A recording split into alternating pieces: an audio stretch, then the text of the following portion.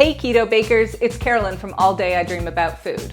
You know I love to bake, and I know a lot of you follow me because you love to bake too.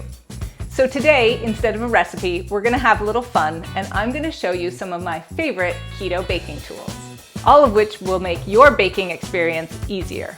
Now, I'm not talking about the big ticket items like a stand mixer or the best bakeware. I'm talking about little tools that you might not even think of, all of which are inexpensive and cost less than about $15. I'm gonna start with my absolute favorite, this little offset spatula. It is so useful. I have 2 of them and I could honestly use 10 of them. I use it for getting under fragile cookies, I use it for getting under bars in the pan, and I use it for spreading icings and frostings. I cannot live without this thing. I highly recommend. Next up, flexible silicone spatulas in multiple sizes. These things are so useful for stirring batters, really working dough together, and scooping to the bottom of the bowl. And for smaller bowls, you want the smaller sizes. Now make sure that they are silicone from top to bottom, because the ones with wooden handles, they might look great, they can't go in the dishwasher. I also highly recommend silicone covered whisks, because these can be used in any kind of pan or bowl without ruining the finish. And continuing with our silicone theme, silicone baking mats. These are great for protecting the bottoms of your cookies while they're baking, and they're also wonderful for rolling out doughs like pizza crust or cookie dough. Now, in general, I do not recommend silicone baking pans because they just don't conduct heat as efficiently as metal. However, I couldn't live without my silicone muffin cups.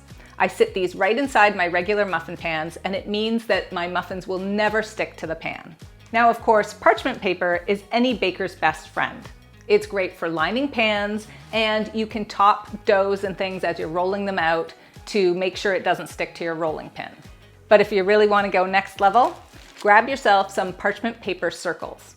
They come in any size that you need for lining cake pans, and it means your cake will never stick to the bottom of your pan.